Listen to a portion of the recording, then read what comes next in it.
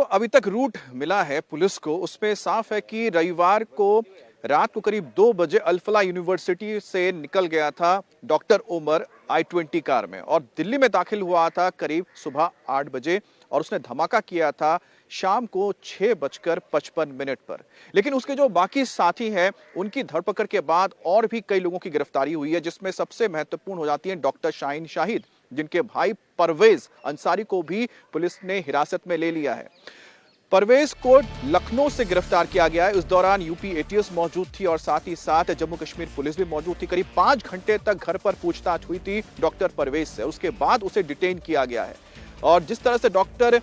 शाहीन शाहिद इस पूरे मॉड्यूल का एक हिस्सा थी, काफी एक बड़ा रोल प्ले कर रही थी, तो खुद उसने अपनी पूछताछ के दौरान बताया था कि उसका जो भाई है डॉक्टर परवेज, वो भी इस मॉड्यूल का हिस्सा है, वो भी इसमें शामिल है। इस वक्त मैं जरा तस्वीरें आपको दिखा दूं यहाँ पर जहां मौजूद है, जहां धमाका हुआ था।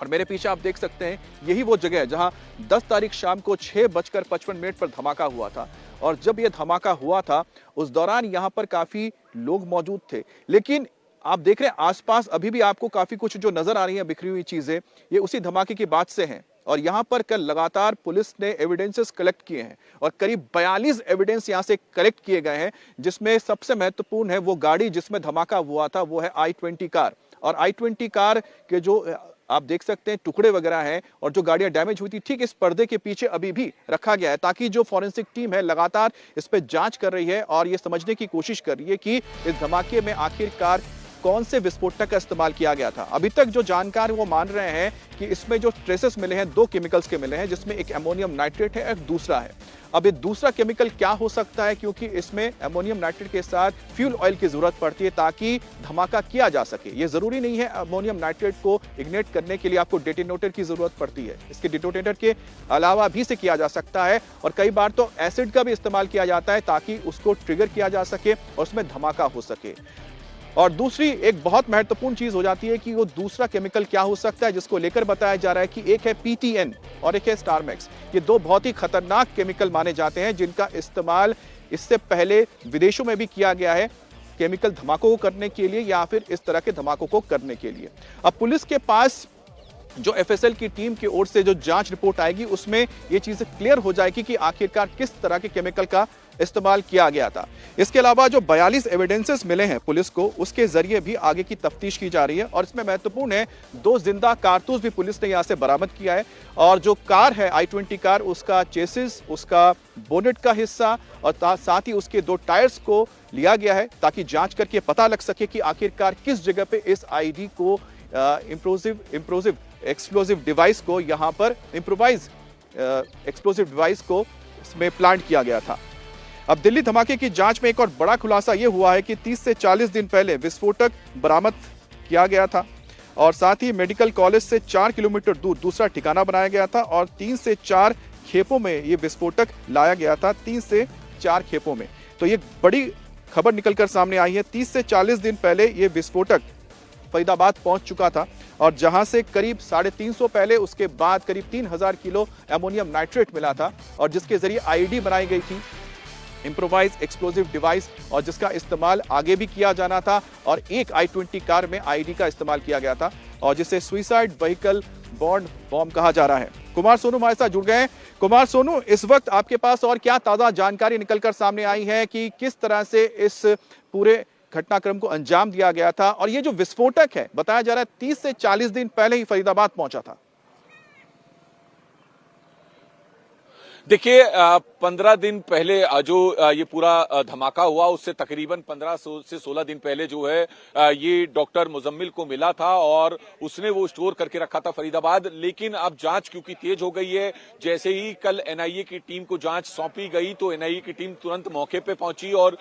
जो धमाके वाली साइट है और उसके आसपास का जो पूरा एरिया है वहां पे जो है सर्च ऑपरेशन चलाया गया। इसके अलावा मैं आपको बता दूं तकरीबन 40 से ज्यादा जो एग्जिबिट्स हैं वो FSL ने रिकवर किए और अब FSL को स्पॉट से 2 जिंदा कारतूस भी बरामद हुए हैं। इसके अलावा जो हमारे सोर्सेज हैं, टॉप सोर्सेज, उनका ये कहना है कि 2 तरह के जो विस्फोटक हैं उनके ट्रेसेस एफएसएल को मिले हैं। फिलहाल अब क्योंकि कल देर रात जो है तमाम जो एग्जिबिट्स हैं वो ऑफिशियली एफएसएल को हैंडओवर किए हैं दिल्ली पुलिस ने, और अब माना जा रहा है कि आज देर शाम तक एक प्राथमिकी जो रिपोर्ट है, प्राथमिक रिपोर्ट, वो जो है एफएसएल दिल्ली पुलिस को सौंप सकता है, जिससे इनिशियली रिपोर्ट मिलने के बाद दिल्ली पुलिस जो है वो अपनी जांच शुरू कर सकती है। क्योंकि जब तक एफएसएल की रिपोर्ट नहीं आती है किसी भी तरह से पता नहीं चलता है कि किस तरह का विस्फोटक था, किस तरह की कई धमाके में जो है एक्सप्लोजन का किस तरह का इस्तेमाल किया गया। ये तमाम ऐसे पॉइंट्स हैं जिनको लेकर पुलिस इंतजार कर रही है एक आधिकारिक तौर पर कि कुछ पुष्टि हो जाए, जिसके बाद जो मॉडस ऑपरेंडी होती है, तमाम जो टेरर ऑर्गेनाइजेशन है उसको आइडेंटिफाई किया जाएगा। उसके बाद जो है उसमें आगे रेड्स और बढ़ाई जाएंगी। तो फिलहाल आज देर रात तक जो है माना जा रहा है कि एफएसएल की रिपोर्ट जो है वो इनिशियली रिपोर्ट दिल्ली पुलिस को और साथ ही साथ एनआईए को, दोनों को मिल सकती है, जिसके बाद आगे की जो है जांच अमित तेज होगी। जी, दूसरी बात यह है कि अल-फलाह यूनिवर्सिटी में कई सारी छापेमारी हुई थी और जो आखिरी जो पहला लोकेशन तो नजर आ रहा है, जो रूट मैप तैयार हुआ है, उसमें रविवार को रात को 2 बजे ये I-20 कार जिसमें डॉक्टर उमर मौजूद था वो अल-फलाह यूनिवर्सिटी से निकली थी। इस रूट मैप के जरिए क्या पुलिस को कुछ अहम सुराग मिले हैं कि आखिरकार ये डॉक्टर उमर लाल किले में आने से पहले, इस इलाके में आने से पहले कहां गया था, और वहां पर भी क्या पुलिस की कोई छानबीन या फिर कोई छापेमारी हुई है?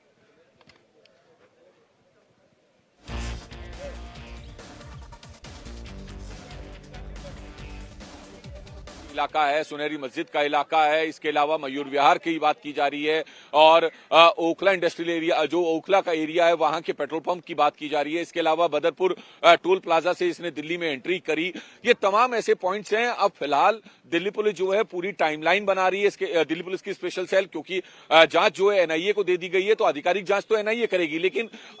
जो दिल्ली पुलिस भी अपनी एक पैरेलल जांच करती है, क्योंकि हादसा जो है, जो धमाका है वो दिल्ली में हुआ, तो लिहाजा अब जो जांच एजेंसीज हैं वो अपनी अपनी इंक्वायरी कर रही हैं। एक पूरा रूट मैप बनाया जाएगा, किस टाइम जो है अल-फलाह यूनिवर्सिटी से डॉक्टर उमर मोहम्मद निकला,